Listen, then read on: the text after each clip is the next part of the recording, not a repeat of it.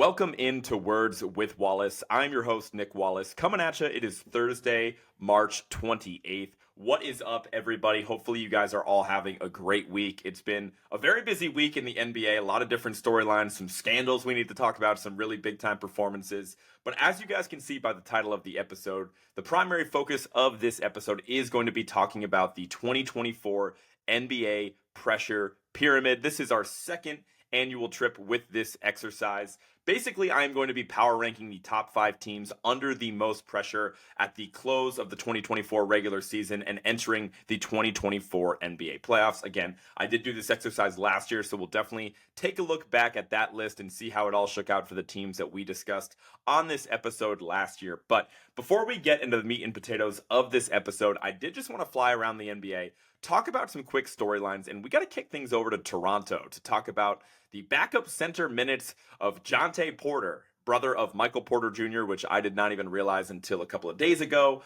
He is the subject of a lot of headlines this week because basically there have been investigations going into a gambling scandal. He's a backup center for a hapless team at the bottom of the standings in the Eastern Conference, so you would assume that not many people are paying attention to Jontay Porter. But to give you the spark notes of the story, essentially some Jontay Porter unders in games earlier this season were some of the most traffic of all of Vegas bets in the NBA that night, of all prop bets going on. And that's kind of raises some red flag with the folks in Vegas, especially when you realize that later in those games in which the under on Jontay Porter rebounds and threes and things of that nature, in those games where those unders were bet heavily, Jontay Porter would mysteriously leave the game early due to injury and things of that nature. And so that's definitely raised the red flag of, folks in Vegas, and then now the league is investigating it as well. So very interesting. Obviously don't have a ton of details on the situation. That investigation is currently underway, but this is definitely a footnote that we're going to come back to later on. It does seem like certainly the NBA is not the only league going through a gambling scandal right now, and it does seem like with just the state of the gambling and professional sports right now, it does seem like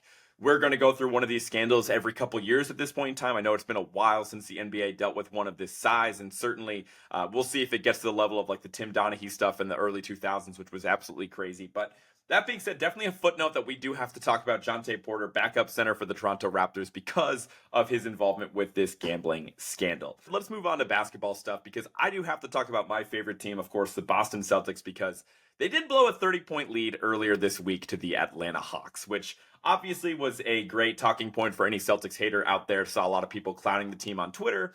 Rightfully so. Never great to blow a 30-point team, especially to a team in the Atlanta Hawks that you might very well end up seeing in the first round of the NBA playoffs for the second year in a row. I know the Celtics were missing some guys. Granted, there was no Drew Holiday for that matchup with the Hawks in Atlanta. But that being said, Atlanta's really undermanned too, right? No Trae Young, no Jalen Johnson, which no matter how you cut it, that's 2 of the 3 most talented players on the Hawks roster. And it sucked, right? It definitely seemed like Joe Mazzulla rode the bench a little bit longer in that game than what he needed to. If we do face a couple injuries in the playoffs in an emergency situation, what are we going to get from guys like Jaden Springer and things of that nature? But that being said, I'm actually going to zag on this a little bit, because as bad as it was to see the headline of Celtics blowing a 30-point lead, I actually wasn't as upset as I should be, because first of all, this shit does not matter to us. It matters for the sake of team morale and confidence to close games and all that. But for the sake of the standings, again, just to remind you, this shit does not matter. The Celtics can moonwalk through the rest of the season because it literally does not matter. They have a very convincing lead in the Eastern Conference. They also have a pretty safe lead as far as the overall number 1 seed in the NBA. So more likely than not, and I'm very confident to say at this point in time, I'd be absolutely shocked if the Celtics do not have home court throughout the rest of the playoffs, no matter what happens from this point out. And overall, I'm really happy with the way Mazzulla has handled the team over the past 20 games or so, especially since the Celtics dropped back-to-back games to the Denver Nuggets and the Cleveland Cavaliers a couple weeks ago. They rattled off another 10-game win streak. Granted, the schedule was pretty easy during that stretch, but even during that 10-game winning streak, we were doing all the right things. It felt like we were missing 2 or 3 of our top 6 guys in virtually all of those games. So again, resting guys, making sure, holding them out with maintenance, load management, whatever you want to call it. The Celtics have definitely earned the right to do that at this point in the season, with them staring down the barrel of 60, potentially even 65 wins as a team this season. So I'm really happy that, again, Mazzulla's been handling the right things. We've still been taking care of business as a team. We've been beating the living shit out of teams in the first and second quarter. Obviously, it's going to happen when you get up that early on teams. Like one of these nights, you're going to let your foot off the brake a little bit, and teams are going to find their way back in the game. They're going to get hot. That's what happened with the Hawks. It is super disappointing, granted, that the Celtics couldn't, dial it back in and find a way to win a tight game. And I think the most damning thing about the loss to the Hawks is that it went back to the standard, isolation ball between Tatum and Brown. It didn't really love the flow of our offense down the stretch. We were, waiting until there was like 10 seconds left on the shot clock to even make that first move and initiate the offense. We were going at a really slow pace for some reason. So it did feel like a your turn, my turn situation. And that's obviously not what you want to see out of the Celtics. And that's like their biggest weakness of a team if I were to pick one. That being said, like we still got off a lot of decent looks. Like Brown and Tatum both made some tough shots down the stretch as well. It's not like anybody choked or anything like that. We also just were kind of giving up some buckets on the other end, capped off by DeAndre Hunter taking the biggest moron shot I've really ever seen all year. I mean, he drilled a three, with the shot clock off after getting an offensive rebound in which the game would have just been basically over if they forced the Celtics to foul or whatever. He jacked up a shot with a 1-point lead, no time left on the shot clock, could have just held it out and drained some time. He decides to pull up from three, and guess what? He drained it, and that effectively ended the night for the C's. So obviously there's some negatives, but overall, I really don't care that much about the loss to the Hawks. Granted, my team is literally getting their rematch against the Hawks right now as I record this. I'd love to be watching the game, but this was my only time to get up this episode. So I might have to re-record all of this as the Celtics blow another league.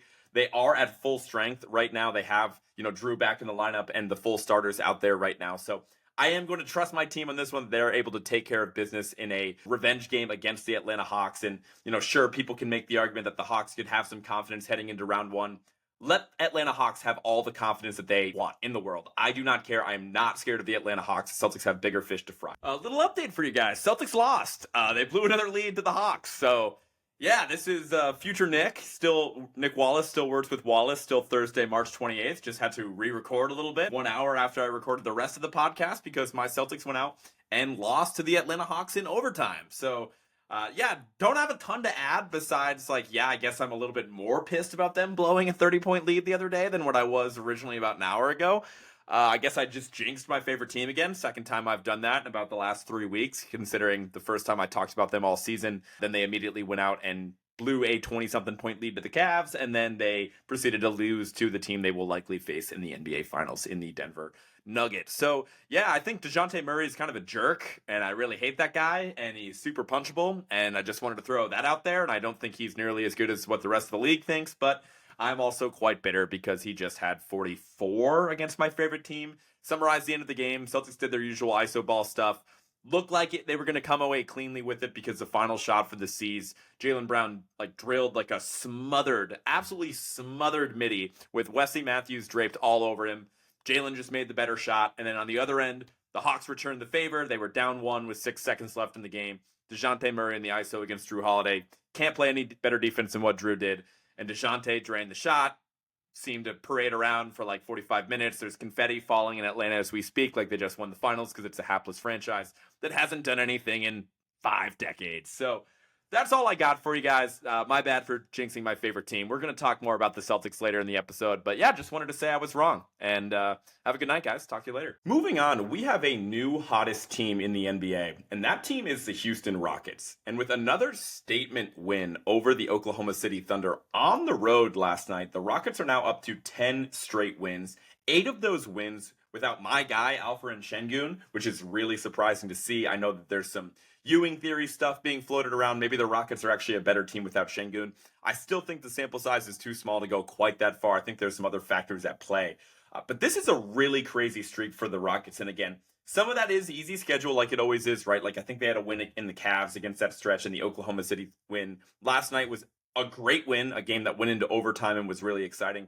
That being said, it is worth noting that Thunder did not have Shea in that loss last night. But that being said, the Rockets are, again, absolutely on fire. And the reason why that is relevant is because, again, they started the year really well. They surpassed early season expectations of what people had for the team.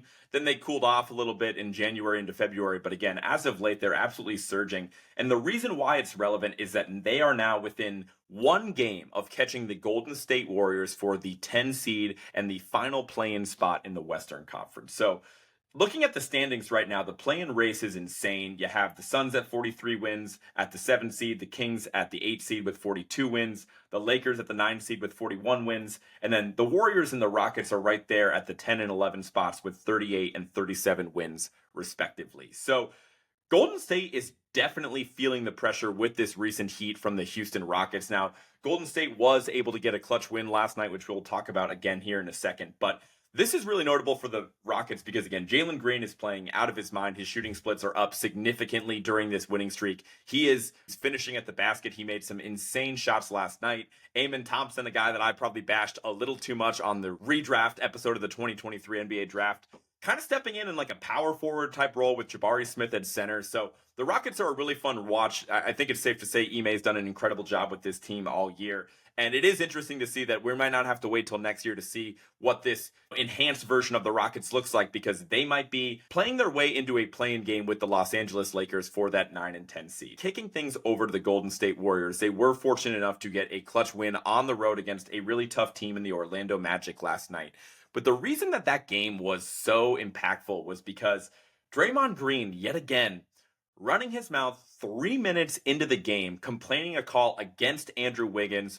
Paolo Banchero went to the hoop hard, got to the basket, finished the layup, and they called an and one on Wiggins. In Draymond's defense, I definitely do not think it was a foul from the replay that I saw a few times. But that being said, Draymond is literally defending his teammate, I guess, if you want to phrase it positively, complaining a call that he wasn't even involved in early on in the game when nobody's in foul trouble. I don't know what he was so upset about, but literally is barking at the ref, gets a tee.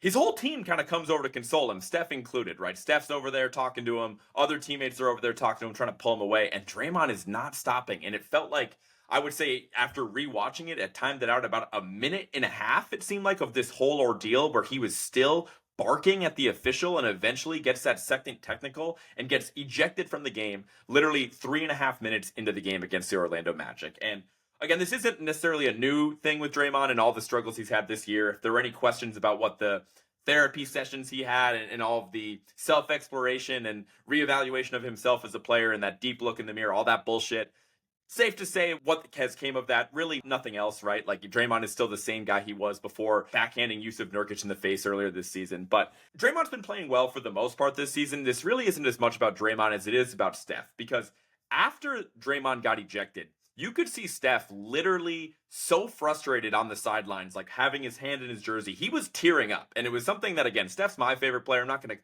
come on this podcast and turn my mic on just to clown my favorite player for crying in a regular season game against the Magic. But you just kind of know the stakes of that team. Like, it really does make you question the relationship between Steph and Draymond, where even a guy like Steph, who's been his leader, who's been his partner in battle for the past, decade, is the one that can't even console him and get him to, like, focus up, be like, hey, man, we need you. This regular season game really matters right now. Like, we might miss the play-in game.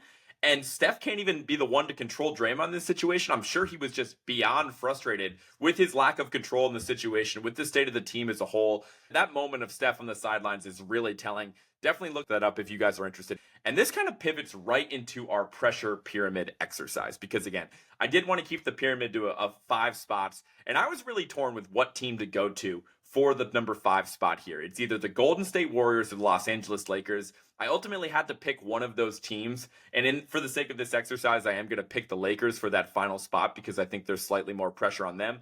Because the reality of the situation is, one of those two teams, the Lakers or the Warriors, the two biggest teams in the spotlight all year because they have the two faces of the league in Steph and LeBron, one of those two teams is not even going to make it to the second play-in game.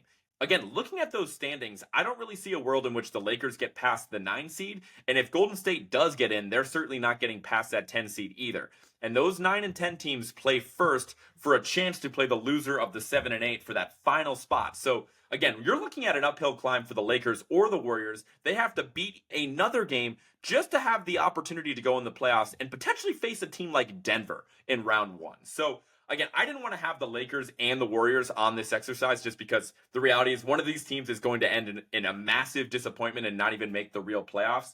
So just know that Golden State's an honorable mention, man, because I'm so pissed off with them. Their lack of moves at the deadlines, their complacency with the new front office to not make any real moves to trade draft capital, fortify their roster, address some of the needs that they have.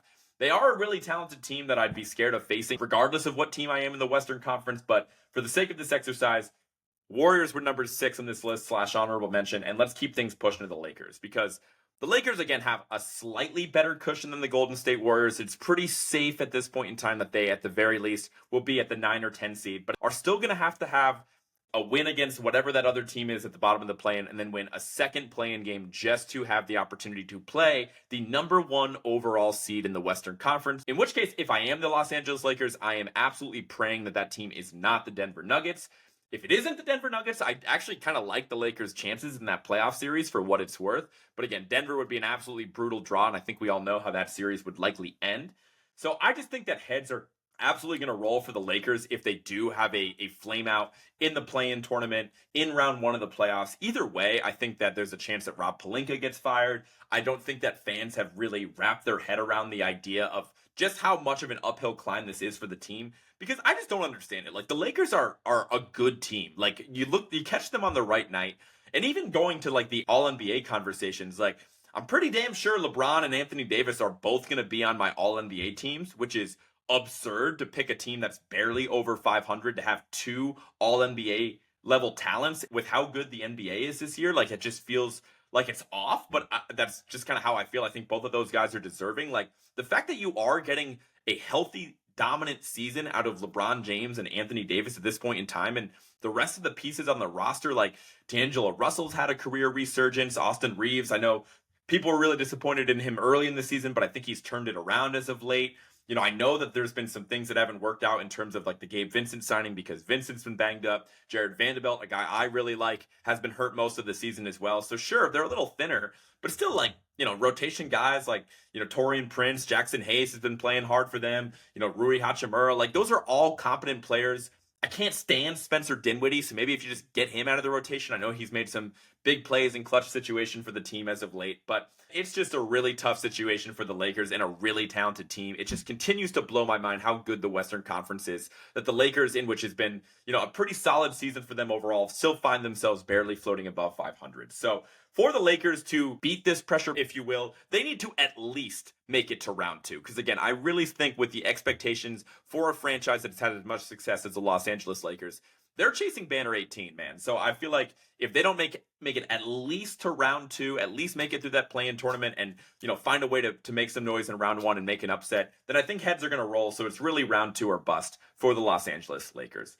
Moving on to the number 4 team in this pressure pyramid exercise, I am going to be talking about the Milwaukee Bucks. I know we just had our guy Davis Larson on the podcast last week, so I don't want to spend a ton of time on this one. I think we did a pretty good job of deep diving the Bucks situation, but just to kind of recap, the Bucks are on their third head coach in less than a year. The Miami loss in round 1 of last year was obviously really brutal, really embarrassing for the team as a whole.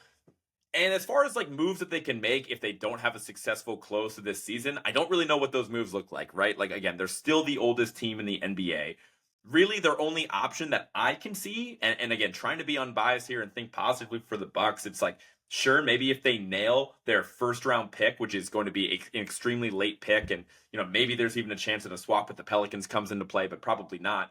But a late first round pick in what is projected to be a really weak draft as a whole seems like one of the few ways that they can get a little bit younger and improve their roster. Like, as far as, you know, contract moves and things that they can make, deals that they could make that are out there, signing free agents, all of that looks to be pretty exhausted at this point in time. So this is likely the team that they're locked into for the foreseeable future, which we've already determined is aging really rapidly. And above all else, it just comes back down to the fact that, look, Giannis seems like he's happy, right? It seems like he's locked up. He's on that contract extension. But he's still such a competitive guy. I would never assume him to be one to demand a trade or anything like that. But clearly they're jumping through hoops to keep this guy happy with the coaching changes and the roster changes that they've made, because he is so damn competitive, because Giannis is so good and so talented that he's earned the right to be a bit of a diva in some way, shape, or form. So I think for the Bucks, they just are so competitive. They have such a good team. I think they are comfortably the second best team in the Eastern Conference. But if they don't make it to the Eastern Conference Finals and we don't get that Celtics-Bucks Eastern Conference Finals matchup that we've been talking about for a while now, I think it's going to be a really disappointing and shaky offseason for the Bucks as a whole. Moving on to the next team in this exercise, the Phoenix Suns, a team I talked about on this same exercise last year. The Suns are really benefiting from the fact that Golden Golden State and the Los Angeles Lakers have had even more disappointing season and seem to get consistently more media attention from what I've seen than the Phoenix Suns anyway. But they're kind of skating by as well. Again, with their current record and spot in the standings, they're 43-30. And frankly, I should have mentioned this at the top of the episode, but on the night where the Celtics blew that 30-point lead to the Atlanta Hawks, the Suns went into San Antonio without Victor Wembanyama and still ended up losing to the Spurs. Absolutely insane that the Suns were at full strength, and for them to drop a game to the Spurs without their best player at this point in the season. And again, the Spurs aren't competing for anything. They've been eliminated for months now. Nothing to play for, missing their best player. Suns are at full strength, and you go in and you lose a close game. Granted, it did, at the end of that game, they had two really good looks from Durant and Booker, both from three, to eventually win that game. They ended up losing by 2. That's not a game that you can lose if you're the Phoenix Suns. I know that they were missing Bradley Beal for a huge stretch of the season, but for a good chunk of games now, the sample size with their big three isn't as impressive as we all thought. And they're really just locked into these guys, right? They don't have any real cap flexibility. They don't have any real draft capital to speak of. And so if they have a disappointing exit in this year's playoffs and don't at least make it to round 2, maybe even the Western Conference Finals, are any of those big three a flight risk if they do suffer a disappointing exit? I'm not sure. I'm really not. We know that Durant has demanded a trade on multiple occasions before. And again, he seems happy in Phoenix. And I know that contract-wise, he's locked up, Beal's locked up, Booker's locked up, so that's all good, I guess, but they don't really have the opportunity to work around the fringes as much unless guys really take a huge contract discount to sign in Phoenix, which is definitely possible for the chance to compete for a title, and people seem to like living in the Phoenix area as well. So I just think for the Phoenix Suns, the fact that they are as all in as you can get, they have this new owner that spared no expense to make this team as competitive as possible for this season, and for them to be floating around the 6 or the 7 seed in the Western Conference and have a really tough road for them to even get to the Western Conference Finals. I think they're under a ton of pressure. And for the team to have at least a moderately successful season, they need to make it to the Western Conference Finals, or it is an absolute bust. Moving on, the team under the second most pressure heading into the 2024 NBA playoffs, we have to talk about the Los Angeles Clippers. The Clippers went from the best team in the NBA, really far and away, for about 2 months there from December into January, to being below 500 after the All-Star break. They are 1 game below 500. I think it's been pretty well documented, all of the storylines around the Clippers this year, right? They have Steve Ballmer as their owner. They have this brand new arena, which I think is going to be huge for the franchise coming next season. They have a new logo and a rebrand going on. And it looked like they were in really well positioned for all of these upcoming events for the team, right? Kawhi has been healthy and looked great all season, and they inked his big contract extension. And, the Harden stuff kind of started rocky, but it was been really solid for a couple months now. But really, again, it's just one of those teams that is as all in as you can get. I know I keep saying that, they don't have a ton of draft capital to work with. They're really maxed out salary wise. And just with a team that we all know the cursed history of the Clippers at this point in time, I know that they had that Western Conference Finals run a couple years ago in which they did end up losing Kawhi and falling short to the Phoenix Suns in 2021. But beyond that, this could be the last version that we see with this Kawhi-Paul George duo, because Paul George has a contract decision looming as well. And there have been reports as recently as earlier this morning that there's other teams monitoring the Paul George situation, with the Philadelphia 76ers being one of those teams, which is definitely interesting. The Clippers, if not now, then when, is really what it comes down to. This is a team that, again, was looking like the best team in the Western Conference, the best team in the NBA, and a team that actually could give Denver a run for its money when everyone's firing on all cylinders. And I know offensively this team can look virtually unstoppable at times, but I feel like the bigger hit to the team post All-Star break has been on the defensive end of the court. Seems like teams are taking a better job of taking advantage of the increased age of the Clippers. I mean, they're right there with the Bucks as well, being one of the oldest rosters in the NBA, being able to exploit guys like James Harden on a consistent basis, and having an inside big in Zubac, who I'm not the biggest fan of. So they need to get over this hump. They need to prove and make a deep playoff run to assure fans that Paul George and Kawhi Leonard, it is possible to win a title as that duo as the helm, and see how Harden fits into all that. So it's really finals or bust for the Los Angeles Clippers. The team has never made a finals appearance, so that would be huge for the franchise. So finals or bust for the Los Angeles Clippers, but they have a tall task because they have to get through Denver just to do that. So moving on to the final team that we are going to talk about, the team under more pressure than anyone else heading into the close of the 2024 NBA season. shouldn't surprise anybody. It is my own team, the Boston Celtics, and I don't think I'm biased in saying that. Expectations around the Celtics are absolutely massive this season. They've obviously been the best team in the league as far as record goes. I'd say throughout for betting odds as well. They've been the favorites for large parts of the season. I don't know if they are at this exact moment of time. This might be as good of a supporting cast as you can possibly get for the Tatum Brown duo. Like, the floor spacing is there, the perimeter defense is there, the switchability is there, the competitiveness, and everyone buying in as a team and embracing the fact that Tatum and Brown are the best players and the best chances for these teams to get buckets down the stretch in games, and the ball's still going to be in their hands.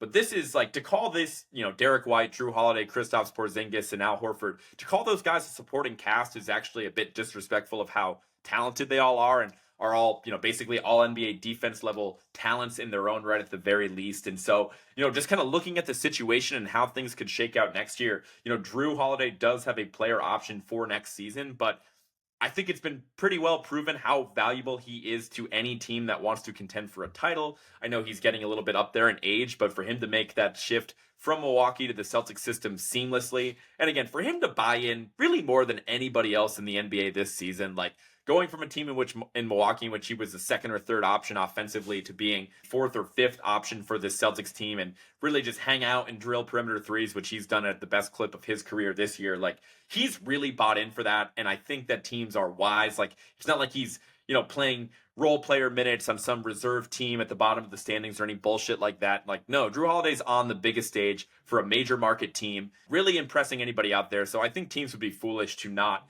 offer Drew Holiday one last big contract, which he, would likely be able to find elsewhere. But maybe he does want to win. Maybe he wants to stay in Boston. We would certainly love to have him. I certainly hope so. But obviously, there is a world in which we lose Drew Holiday in the offseason, which would be, catastrophic for this team, which is, again, really important as to why they capitalize on this upcoming playoff run. We do have Derek White under contract for next year as well. But after that, he is scheduled to be an unrestricted free agent. Another guy that has definitely earned his money, I think, finally gotten the limelight he deserves. People have given him his flowers this season. So, again, two guys that are absolutely essential to the success of the team this year and a huge part of the team's identity. Guys that we would love to have long term. It just gets really hard to pay those guys when so much of your cap is being eaten up by Tatum and Brown, but hopefully the Celtics front office is finding a way to work around that as we speak. We do have, Tatum, Brown, Kristaps under longer extensions right now, so that's not a primary concern, losing any of those guys. But still, just looking around at the talent in the league, back at the history of the Tatum-Brown era, this is easily the most talent this roster has had.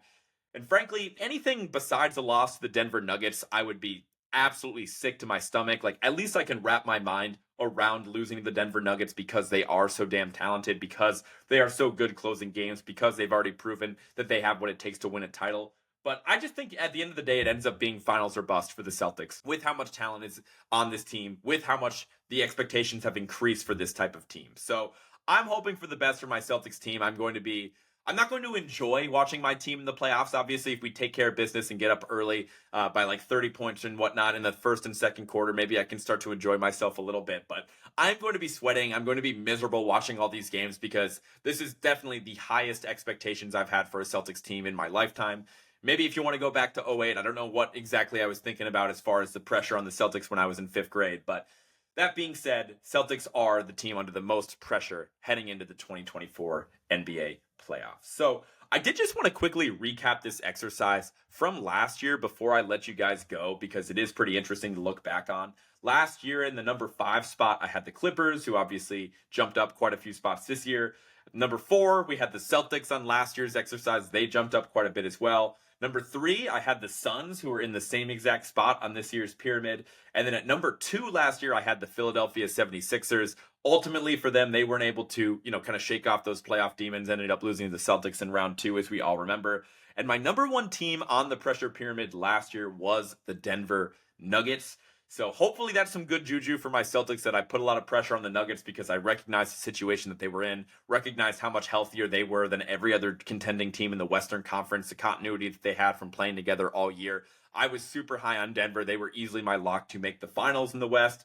Thought my Celtics might have a chance if they had made it to the finals. Ultimately, we know that was not the case, but it was good juju for the Nuggets last year, hoping it can have the same effect on this year's pressure pyramid, in which, again, I had the Lakers at the number 5 spot, the Bucks at the number 4 spot, the Suns at the number 3 spot, the Clippers the number 2 spot, and the Celtics under the most pressure heading into next year's playoffs. So hopefully you guys did enjoy this episode. Before I let you guys go, be sure to follow at Words with Wallace on everything. That includes Spotify, Apple Music, wherever you get your podcasts, on social media as well, YouTube, Instagram, Twitter, Facebook, TikTok. Follow the show there. Be sure to subscribe as well. Turn on notifications so you never miss a new episode. And if you ever want to share the show, tell a friend. Always game for that as well. So with that, guys, I will talk to you guys next week. Peace.